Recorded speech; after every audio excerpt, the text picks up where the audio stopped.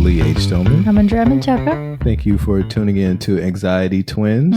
This is a podcast where we talk about a lot of things, but somehow it's kind of turned into a movie podcast. We talk a lot about movies, but We've been watching a lot of movies. We talk about other things. We are both stand-up comedians who live together, raising a kid. So if in war-ravaged Portland, Oregon. So that's why you watch so many movies. Pray for honestly, us. what else is there to do? You know, we got to get away in the middle of this mess. Yeah, we got to get away from all the turmoil. But please don't forget to like and subscribe. Take a second out to do that, and after you finish like and subscribe, leave a comment, and that's it. Well, I mean, you can do other things, do whatever you want, but you know, at least do that. Yeah. So we saw one battle after another last night. Yep. What do you think?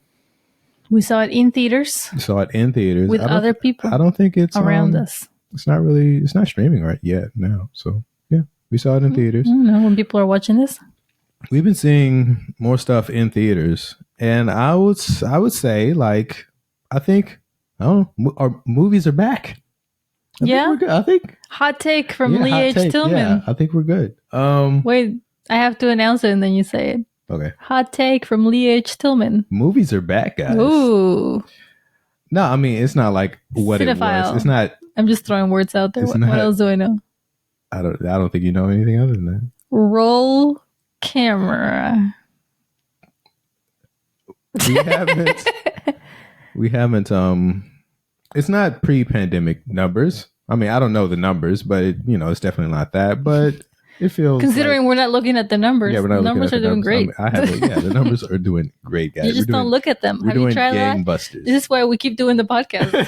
We haven't looked at the numbers. What? People don't watch this? That's crazy. Yeah, but it seems like people are coming back to the theater just because, like, it's more stuff to watch. Like before, we were just tired. They had to make good movies, otherwise it doesn't make you want to go. We were like, oh wait, all like superhero movies. And if only they put High School Musical in theaters. I tell you, I'm pretty sure they're probably bringing it back so much at some point. To be made. They haven't put it in theaters like another run. Not that I know of. I feel like maybe Tomorrow Theater, maybe. Yeah, well, I'm sure at some point it'll come back for one of the anniversaries. So what'd you think of the one battle after another? I thought it was really great. It was interesting to see like Leonardo DiCaprio be the comedy, like the comedy foil in a movie. Like I don't think I've ever really seen that before. Although the robe was doing a lot of the heavy lifting. Yeah, it was doing a lot of strong plaid robe. A lot of Big Lebowski vibes. Yeah, that's what it was. a lot of Lebowski vibes. I don't know what time it is, man. Yeah. Just got to give him all his lines in the Big Lebowski voice. The first 30 minutes or so are just a little weird.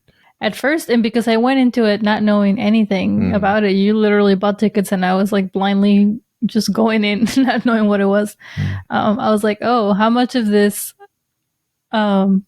immigrants in cages am I going to have to sit through? Like 2 hours of this.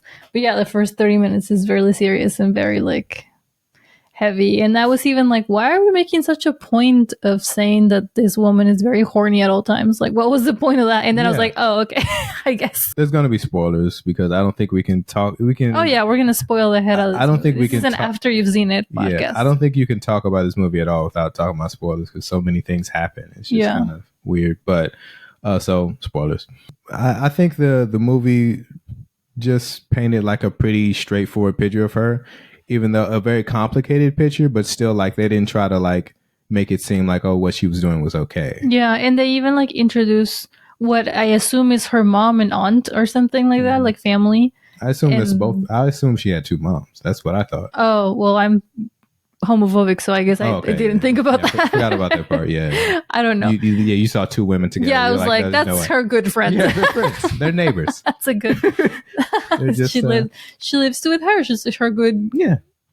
Roomy friend. Yeah. No, I don't know. Like that was my point. Is they don't tell us much about her family besides like they're just like they're like furniture. They like have two lines where they're like careful or something, but they don't do anything to tell you like, oh well, her mom went through this shit, and then like something else happened. They say that she's from a line of revolutionaries. So yeah, but that's pretty broad, and there's like that's a positive light on it. Like they make it look like she is doing what she needs to be doing. Like her family is with her, but not a lot of background. You just kind of have to guess. Yeah, so that was interesting, and also just the initial relationship between her and Leonardo's character. Just seemed like they wouldn't be together. Yeah. It just seemed like a weird combination. They didn't seem like... Yeah. For some reason, they were keeping it from the group. Like they were trying not to appear as a couple in public. Well, they kissed in the first scene, like after the first thing. Not at first. Like he brings stuff like the pirate... Yeah. The wheel card.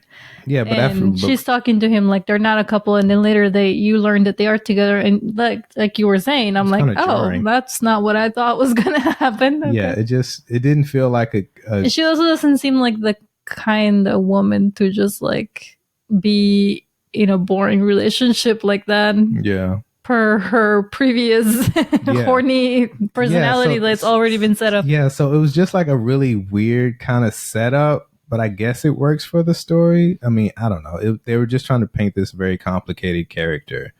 And I like that a lot of it is just like up for us to... Yeah, I like that it's not like she's a good person, she's a bad person. It's just kind of like she's, you know what she's about, and it's not all good, I guess. Yeah.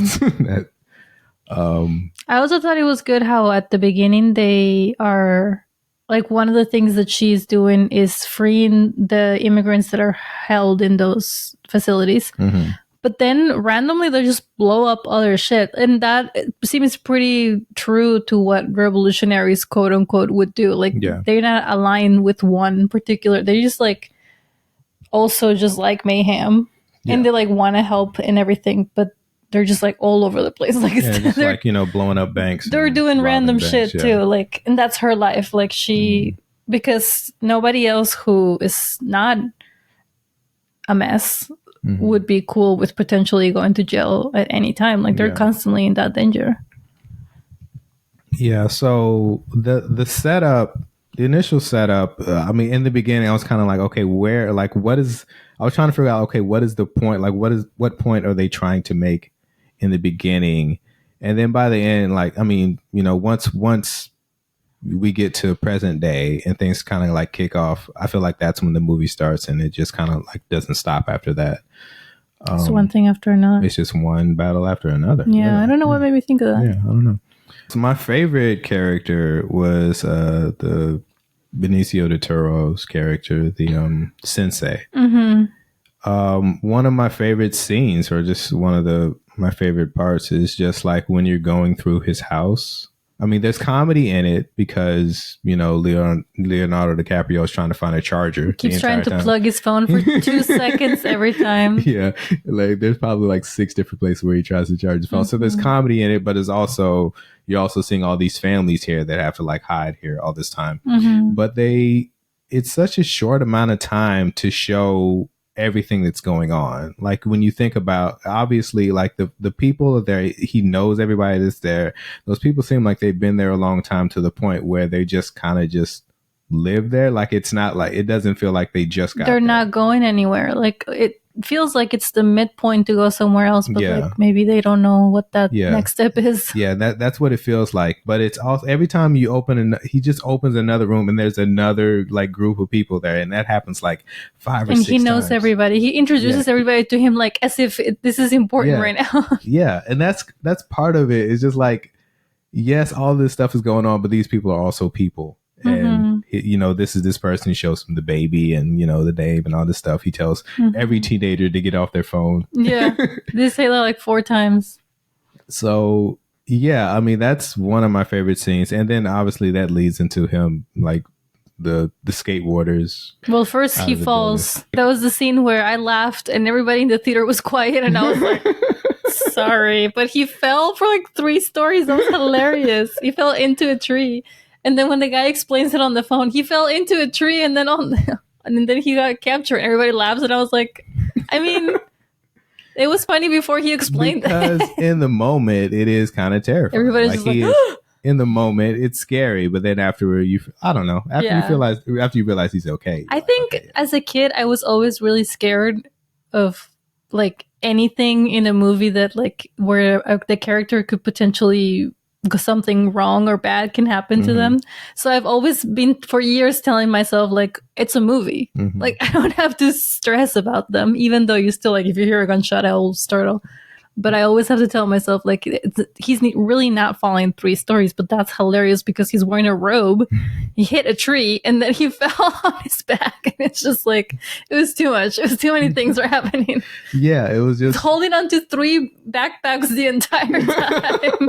His emergency backpack has like a little toddler girl backpack attached to it because he like planned this 11 years ago or something when he was still worried about it. And now he like doesn't remember anything anymore. He falls, he gets up, and then he walks and then he gets tasered. That's just an insane amount of events in a short amount of time. Yeah, it was too much. The Benicio del Toro character, he was just the calm and everything. He was he was the sensei. Yeah. There's also this scene where he's sitting in the karate studio or whatever, and he's talking to who I assume is his wife. And the whole thing is in Spanglish and they don't put subtitles in it, and like pretty important stuff happened there, and I was like looking at you like, do you know what's happening right now? She like mostly speaks Spanish and he'll reply in English, but that doesn't give you the whole thing. It's just kind of like, I wonder if they did that on purpose. Like, I mean, of course, because from the point of view of Leonardo, he like also is hearing the parts that he understands. So maybe, I mean, that was the point. You're supposed to be getting it from his point of view. So if you don't speak Spanish, then you just But the phone is not on speaker, and yet we can hear it pretty clearly. So it's just like, it's just like, if you know, you know. Yeah, it's just, if you know, you know. It also made me wonder, like, how far-fetched is all that? Like, I assume there's groups and there's organizations and there's like actual... Yeah, like, but there's no modern day version of like people. Like I haven't seen like, you know, people like robbing banks and like just blowing up things for the heck of it. Yeah, like that's not a really modern day version of that. Not recently. So I don't know.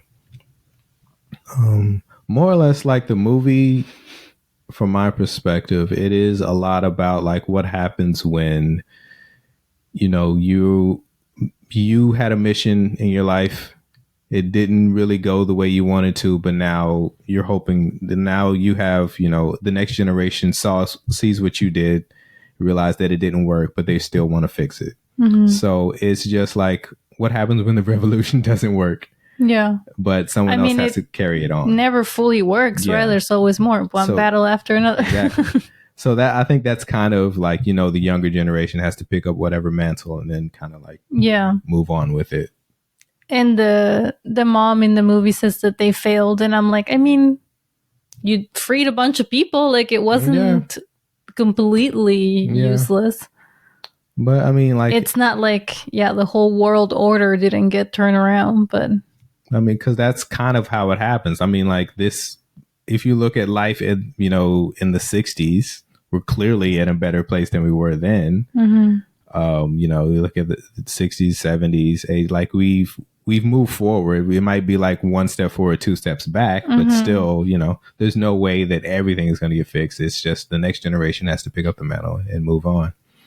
I haven't seen Sean Penn in a movie in a long time. And because of that, I couldn't tell if the tics and the walk or everything was a choice that he made with the character, or if that's just like what he does now. You know, like sometimes when you see an older character, like you're not sure. Like if you watch Denzel Washington, he does like the same tics over and over, and you're kind of like, okay, is that just what you do, or is that the character? You just can't go away now. But Sean Penn, like he had a lot of tics in that character, and I mean, I thought it was a great performance. It was a very creepy performance, which I think that was the point. That's what it called for. And he made like a lot of choices with, I don't know if he made the choices, but the hair was a interesting choice. The hair, when she asks him, why is his shirt so tight? And he's like, I'm not a homosexual. I'm like, well, the hair, like the little poop in the top of your head, and the shirt. I don't know. It's looking pretty weird. Yeah. I told you, like, I thought it was pretty like traditional American movie, and that it did wrap up. Like, it did show us her finding her dad and being okay in the end. It didn't wrap up everything, but they didn't want us to leave being like, oh, but is she okay? But they never addressed her dad knowing that he's not her dad, and like, did he already know or anything about that, or like, how much is that gonna fuck her up for the rest of her life to like find out who her dad is in that way? And we never know more about that one friend who is constantly saving her life, like when she's a baby, and then also when she's bigger, and we don't know anything about her. But I was saying about the daughter, like, her life is, she grows up, she realized how paranoid her dad is, and then like as she gets older, she's probably like, oh, this is probably not real, probably not a thing. Like, no one's really looking for my dad, not really. And then this happens, and now not only does she find out that yes, it was real, but like her mom was a rat, and her dad, her real biological dad, is a monster. Yep. And she has to kill somebody. That's an insane. Like, I don't know how the rest of her life goes. Yeah, and then she's just out there rioting. Yeah. I mean, I guess at this point it's like that's nothing compared to all this other shit. Yeah, it could have been a Disney movie, because a lot of Disney movies are like, your parents tell you not to do something and then you do, and then the evil witch takes your voice and you're like, if only you were to listen to your parents. If only you didn't have a phone. I mean, I guess the phone didn't end up being such a big deal at the end of the day. Well, they found her because of the phone. Is that why? Because she had the phone. But they threw it away in the middle of the road. Well, I mean, they still found, like, they knew what, through. They knew, like, what road she was on. Yeah. So, well, I thought it was weird that the guy said he did have the number. They call it, which I guess is one very straightforward way of doing it. But I guess that's why I didn't realize that they were also tracking it, because they try to call, like, they were just like, let's see what she says. Where are you, girl? We were just wondering. You're your friend, your non-binary friend. That the dad was like, what is it? That, them, the others? I just want to be polite. I just want to be polite. Are they just driving up to the house? A little loud. It's a little loud. That cracked me up, because I feel like that's gonna be me. Like, oh, we just have 5 kids in the house. That's okay. All right. Feels a little loud. This is what we're doing. All right, homie. We're all just here now. Okay. Essay, not talking to you. Yeah, he went a little hard with the homie thing, and then when he went essay, I was like, oh man, that cracked you up. Let's you thought that was funny though. Oh yeah, of course. I mean, the whole scene is hilarious, but when he's chasing down the road and he stops to ask for directions to a couple of Mexicans that are standing there, and my first thought is, there's a very high chance they speak English. Like, there's no need for you to be tripping over yourself to be like, and then a little señorita. Like, he doesn't know how to ask. Just like, it's like a woman but smaller. Yeah, and they, of course, they know immediately. They're like, no way. Yeah, I mean, they could have made that a comedic scene, and where they're like, they went south. But they just, they just kept going on with the movie. I'm glad. I like how they like pick and choose where the comedy is. Like, it is a very serious to lean in. Yeah, it's really unlikely to see a movie that's so like evenly like pretty serious. Like, it's a guy tracking down, trying to find his daughter, but also just is funny. Like, it's very odd to find like something that's, I feel like, so even. And that they're not on the side of the revolutionaries either, even though we know more about them than we do other people in the movie. Like, when they're robbing the bank and she does this whole speech about this is what Black Power looks like. And you're like, that's a little silly. Like, that doesn't feel very powerful right now. It feels like a little cringy. It's like, just take the money, girl. You don't need to do all that. But they're just like, this is who she is. Like, we're not saying they show everyone warts and all. Just kind of like, some of this stuff is goofy. Yeah. And, it feels weird to hear, but that's what she wanted to say in that moment. So there it is. And then we haven't even talked about the white supremacy group. I can never remember a name.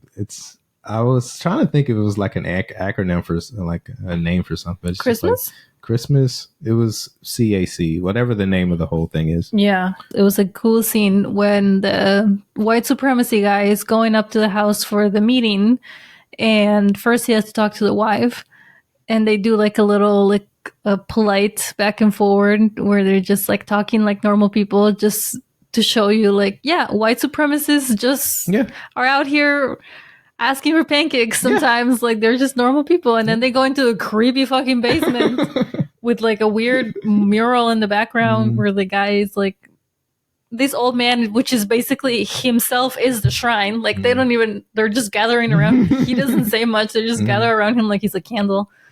And they're just like, this is normal. And the wife is upstairs, like they're just downstairs having their little white supremacy meeting every Tuesday. You know how men do. Oh. Is the Christmas Christmas Adventures Club. What does adventures mean? What's the adventure? That's just... It's the casual murder and adventure? I don't know. I mean, it makes just as much sense as Ku Klux Klan. It's just a thing.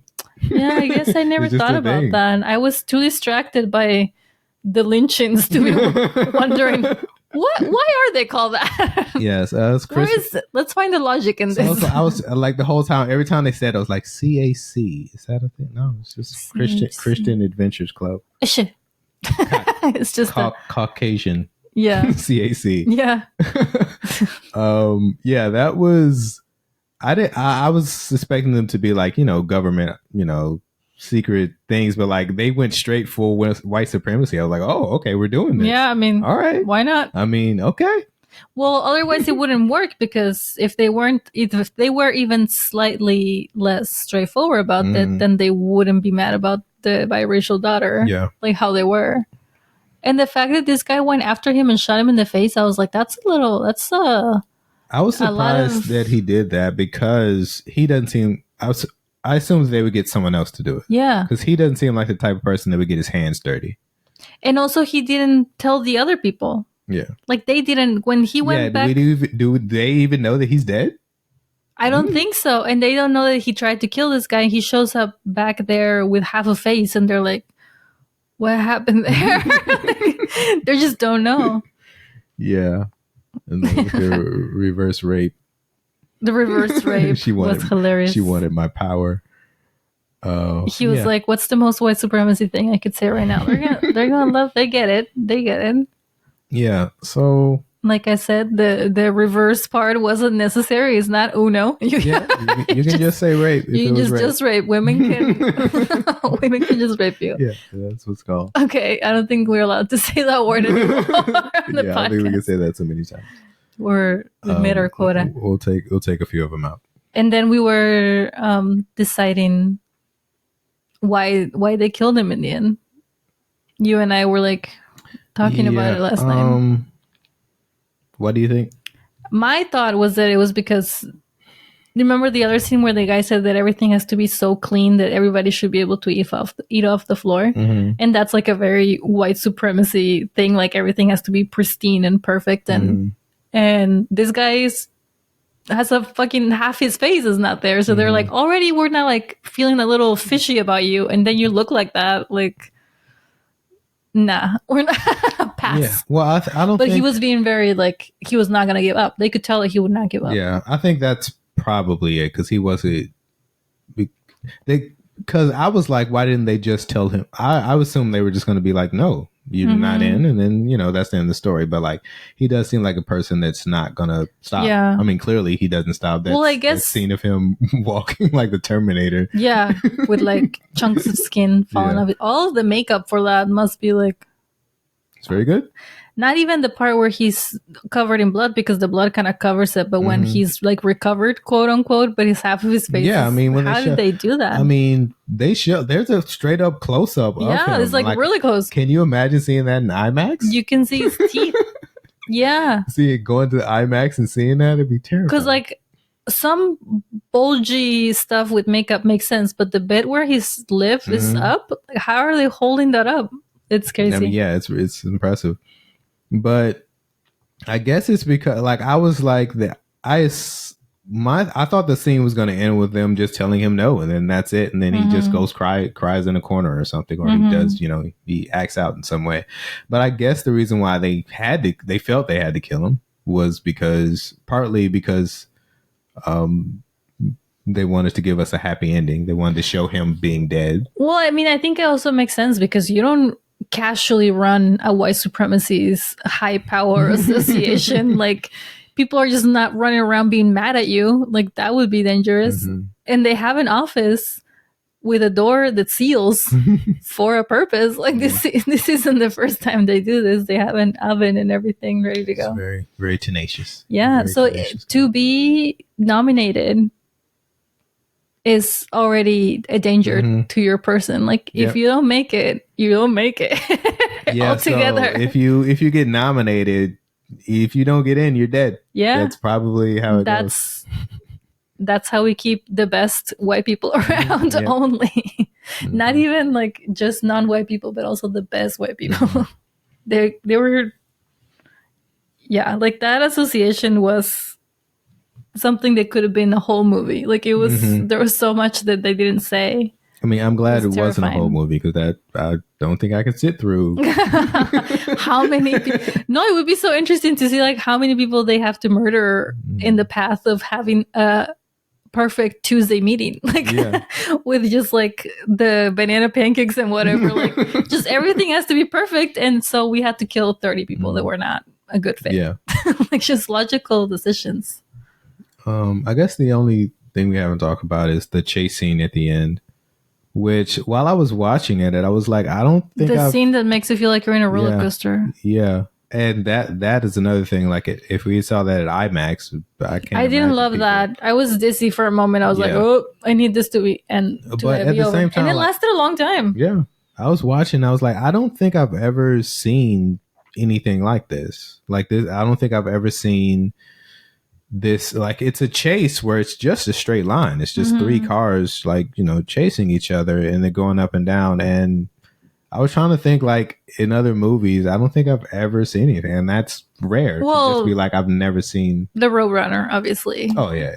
He's always like, meep, meep. You know that scene where he famously stops and then the person behind him crashes into him, and then he's shoots him in the face. Yeah, classic. That one. Well, but aside from that, I didn't like it because I felt like I was gonna throw up. But I get it because when you're looking at it from far away, it just looks like, it just drive, bitch. Like, it's not hard. But when you understand that the hills blind you to what's next, it's terrifying. She like doesn't know if that person's still there. Like, why is he there? Because like, I've driven on roads, like not exactly like, they're not that bumpy, but like, if you're driving in like San Francisco or something like that, with like this place is very hilly, like you're driving over something and I don't know what's on the other. Like I know that feeling of like driving and like I hope that there's nothing on the other even side when it says like 30 miles per hour and you're like, I mean, I'll decide that when I get to the top of the hill. Yeah. So that was I mean, every scene was a crazy scene, but like that was something I remember just sitting there being like, I think this is the first time I've ever seen this on film. And that was pretty amazing. And I was like, okay, I understand that you're trying to make me feel what it's like to be in one of these roads. I don't know how long we have to do this for. I guess it's just a few more. Because, and then she like uses the hills in her benefit and it works out. But there was times where it was like the camera was on the road. Like, it was very, very close. Yeah. So... good movie. Yeah. I liked it. You start giving people, giving movies rankings. I give this one 4 Lees. I give it 3 Andreas. Are Andreas worth more? Yeah. That's why. Andreas are worth more. Oh, okay. Yeah. Andreas are like those, what are those really fancy restaurants that only get like a half a star? We went to one in Paris.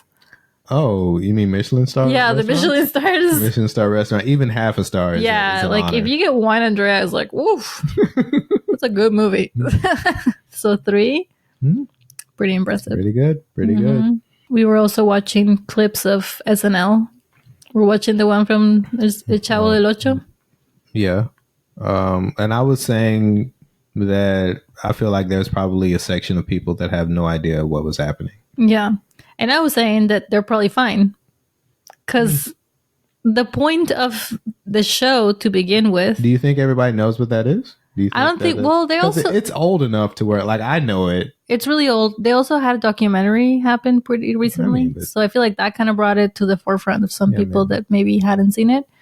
But also the point of the show originally is it was a silly comedy. Like it was like an SNL sketch every time. It's just like the same characters doing the same thing. So if you don't know what's happening, still like pie and face, pretty self-explanatory. Yeah, but like why are they so goofy? Like why is this so over the top? Why is it so broad? I think people are like, why if you have no idea what it is, you're seeing it, you're like, a pie in the face? Why are we doing it's 2025? Why are we doing a pie in the face? Well, I feel like they might have to look it up. Yeah. But I don't think it's like you don't laugh. Like I don't know. It might still work even without knowing. And of course, like with keeping with the Bad Bunny doesn't do English. He doesn't like do shows in the United States. Like he's trying to do more, stay away from fitting himself into the mold. So they do a sketch that not everybody understands, and that's just what they're going with. But do you like I haven't really caught up with like why people are angry because of the Super Bowl. Have you? Well, I think it's just because they're racist. I thought that was But well, I mean, obviously that's that's what it is. Some people were saying that he's not a citizen, which is not how Puerto Rico works, like famously. I don't know what else, like because all the songs are in Spanish, and I think he made a joke about that in the SNL, like you have 4 months to learn Spanish or something. But I think people were saying because he doesn't perform in America, and then the one time he does, it's the Super Bowl or something like that. But I think he had a residency in Puerto Rico for a long time. No, he's there now. Oh, the residency is still happening? I think he just keeps having shows in Puerto Rico so that people can have to travel to Puerto Rico and pay to stay there and like bring the economy. So I think people are like he's not performing in the States. So I don't think the people that are mad at him being in the Super Bowl are aware of his lack of shows in the United States, because then you would have to want to see him to know that. And if you want to see him, then you wouldn't mind it being at the Super Bowl or wherever. Yeah. I guess maybe if you want to see him live and that's the only option, but you can't be that mad if you understand like why. Yeah. I mean, I don't know. It just seems like you're just being angry for no reason. Like anybody that's upset with anybody that's performing at the Super Bowl, like who cares? Just don't watch it. Yeah. I mean, we were just talking about if you perform in the Super Bowl, you don't even get paid. Yeah. So it's not like he's doing it for the money. Like it's work. I mean, like, it's just extra work. Yeah. 9 times out of 10, like when the Super Bowl performance comes on, that's when you leave and go get chips or like. Right. So that's what you're watching the game. And then when that happens, you're like, okay, well. It's the two groups of people, right? Like this, the halftime show is not for the people who are watching the actual football, and the football is not for the people who want to watch the halftime show. And that's why they have something. They don't have like some country song person, because they're like, we already got you. Like, yeah, exactly. You are watching for the football. Yeah. So, I thought it was going to be Taylor Swift. I thought it made sense with her trajectory, but maybe she's just like, I have to go anyway, so. I mean, yeah, I don't know. I feel like I actually don't know how it works, because maybe she wouldn't go if her boyfriend, it's not. Yeah. He doesn't make it that far. I feel like it would be even harder because she's already so tied to the NFL right now, like her performing at it. I don't know. It just seems like it would be just more reasons for people to be upset with her. Yeah, I guess it's also the same thing that I was just saying. Like people who want to see Taylor Swift maybe also want to see the Super Bowl, so they're already watching. Yeah, maybe they're trying to get more eyeballs. I mean, people were already saying that people are only watching football to see Taylor Swift. Her reaction, just to see Taylor Swift. So yeah, which you already know what team she's rooting for. It's not like it's going to be a shock what she's doing.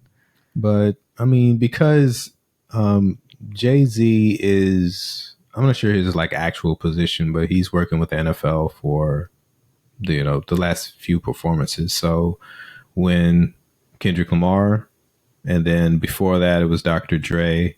And I think that was his first year doing it, maybe. I don't know. But like one time it was Shakira and J-Lo at the same time. That was like, I mean, that was pre Jay-Z though.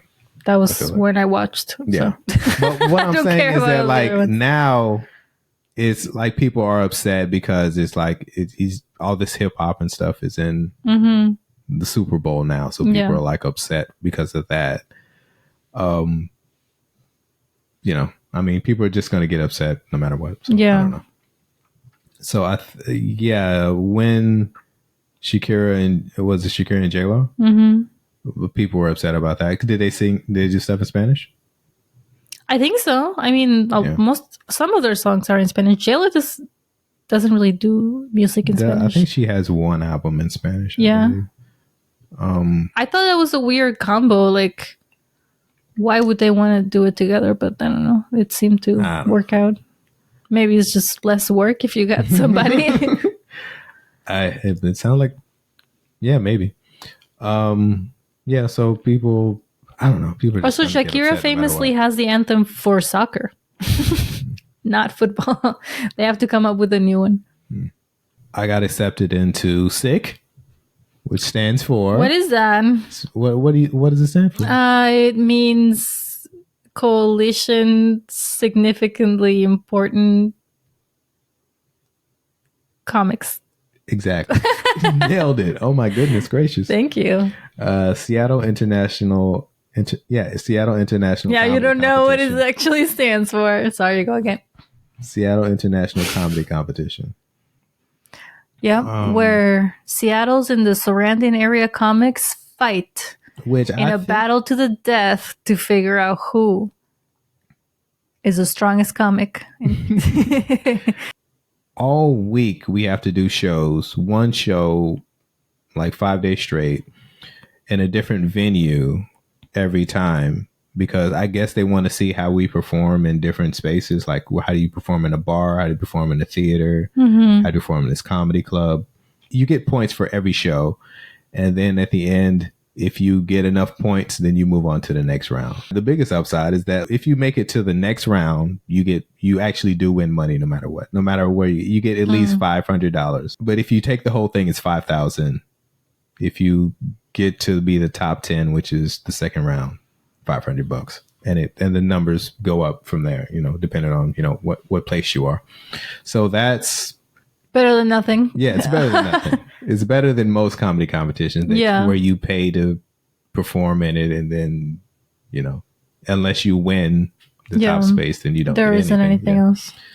It's more like a reality TV show where they're like, I'm actually only thinking of Is It Cake? Because that's the only reality TV show that I watch because our daughter makes me.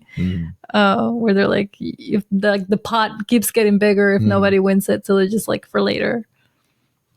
I stopped doing Portland's Funniest Person. I didn't do it this year. I did it the year before, right? Yeah, I did it. I think so. I did it the year before. I didn't do it this year. And you're done for good. Yeah, I think I'm done. I hate competitions. I kind of only went into this one because the person who runs it, I met him at a show. Like, we were on a show together and he was hosting, and I went up, and after I got off stage, he was like, I'm running SICK. If you want to be in it, you're in it. So most of the time you have to audition to be like one of the people. But your performance was the audition. Yeah. So I didn't have to perform. I didn't have to audition for it. So I was like, all right. So that's kind of the only reason why I was like, oh, well, all right. Well, I'll do it if you didn't have to pay anything. Yeah. I don't want to say I'm not looking forward to it. I've been trying to like do more shows in Seattle in general. So, meeting more Seattle comics would be cool. Yeah. So any type of competition that involves art always just bums me out. The whole point of art is that you can't rank it. Yeah. There's no art that's better than any other art. It's just what you like and what you don't like. And the idea that you're ranking comics or, this is the funniest person, it's just, I don't know. I don't like the whole idea of it. Yeah. I'll see how this goes. I'm just going to do what I do, and then hopefully that's good enough. And if it's not, then... We've also never been able to figure out Seattle crowds, I feel like. Yeah. Or have you? I feel like I'm always like, what is happening in this room? Like people are. There was one time when I did a Leave Your Troubles at the Door that I felt like I had a good set and we were on the same page. But for the most part, whenever I'm in Seattle, which is not often, so maybe that's part of it too, I'm just like, what is happening here? Like Portland people, I got pretty. And I would think it's the same. Like it can't be that different. I don't know. I've had mostly good experiences with Seattle Con. Like I haven't seen that it's much different. The one thing that they do that I don't like is that they snap more. Oh, like it's poetry? Yeah. I haven't had that. I absolutely hate Maybe that. it's because of your delivery. I hate the snapping so much because I sometimes I do stuff that may be political. It's not even like a political joke, but it's a joke that involves some person that's, that I'm making fun of, but it's not really like for instance, I have a joke where I say, I did comedy in front of J.K. Rowling. She didn't like my transitions. And like, that's not, obviously I am making fun of her in a way, but like, it's really just a play on words. Really. That's what the joke is. But like, and then people will be like, snapping. I'm just like, oh, that's not what that, okay, whatever. But, but they like Portland crowds are obviously liberal, but like, I don't get, and every now and then I'll get some like one person in the crowd that'll do the snap, but like Seattle, oh yeah, I can't. A lot of snapping, and I don't like it at all because it feels like cultural appropriation. Because when I think of snapping at the end of something, it's usually a poetry slam or something like that. Which generally speaking is mostly like black people, like that type of poetry is not white people poetry. Like that's not what they're doing. And that the idea of snapping at the end of something like that it just, that's what it reminds me of. So it feels like you're taking something from something else that you thought was cool and then now you're putting it into here. And it's just like, I don't know if I would go so far as to say it's like it's cultural appropriation, but I don't know. It feels like it's right next to it, and I don't like it. But how was you did Portland's Funniest Person? Yep. You want to talk about that? I don't remember if we did we? You did it. No, did we talk about it? No. I know that I was on the show. I don't think you talked about your experience. No, you did not talk about your experience with Portland's Funniest Person. I made it to the semifinals for the either third or fourth time. And it's always just a little disappointing. I mean, obviously I want to make it, and it's always a white guy, and I'm always just like, I mean, I feel like I have to be 200% better than a white guy to ever be considered. So it's just kind of one of those things, like Portland is as progressive as it can be, and it's still just like the progress is just like a white guy being like, I suck, and everybody's like, oh my god, that's so funny. You do suck. You're like, yeah, but now he wins. So yeah, I was just telling somebody it's gonna have to be like Portland's Funniest Woman for a woman to make it. Like, whereas like there's no other option. You have to pick a woman. Like, sorry, but it really is like assessing art. Yeah, it has to be whatever you personally think it's funniest. And if in the industry there's more men than women, there's always going to be a man. So yeah. I'm still going to do it. I'm going to keep doing it. I don't know. Okay. I mean, why do you think you would keep doing it?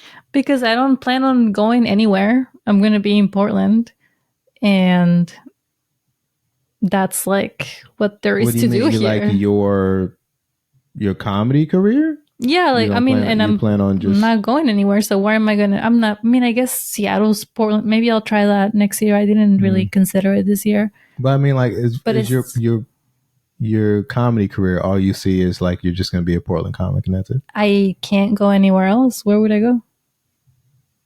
I'm saying, like, let's say you get somebody's, something happens online, you go viral, people want to book you all over the country, you're going to say no? Sure. If that happens and it's like viable where like they pay me enough that I can actually go somewhere and like it'd be worth it, then I'm not here with my kid, then I would do it. But it just feels pretty far-fetched. And the other option is like I move somewhere and I don't do anything but grind and try to make it in like eat, sleep, comedy, repeat kind of way. And I can't do that. So if I'm going to stay in Portland and I'm going to be part of this community, I'm going to continue to do Portland's Funniest, and I'm going to be a little disappointed every year. That's okay. That's just like what I see happening until there's more women in the industry, maybe. Okay. That make you sad? Yeah, it does. You look a little sad. Yeah. I chose not to do it anymore just because I just don't like how it feels. Like I just don't like how it feels to go up there, have a good set, and then, you're not pass on to the next level. And then that kind of just ruins it.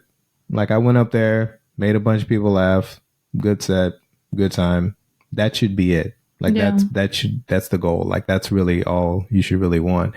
And then I have to wait and see if, and then also it makes me like root against my, fellow comics. And I'm just like, I don't like how this feels. So anything happier that we want to talk about, end on?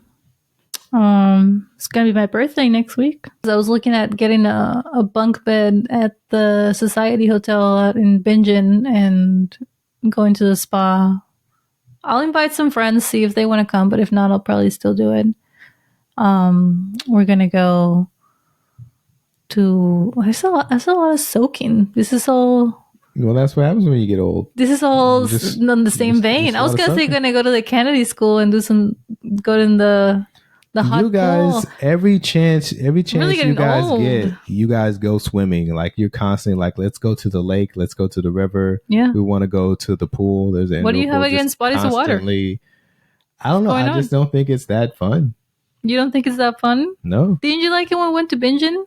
Yeah, like once a month. Yeah, once every few months, but like every chance you guys get, you're like, oh, we gotta. That's me. That's the thing. We gotta go. I look like the character from Lion King. We gotta get in the water. Ooh, water? Okay, yeah. You're just soaked. Is that a pool? Yeah, I'm in there. Yeah, that's what I want to do. We're gonna go have dinner several nights because sometimes we're alone. Sometimes we might invite some of the comics. Other nights we have Isabel. So I'm like doing different things. I have to pick a place to go eat.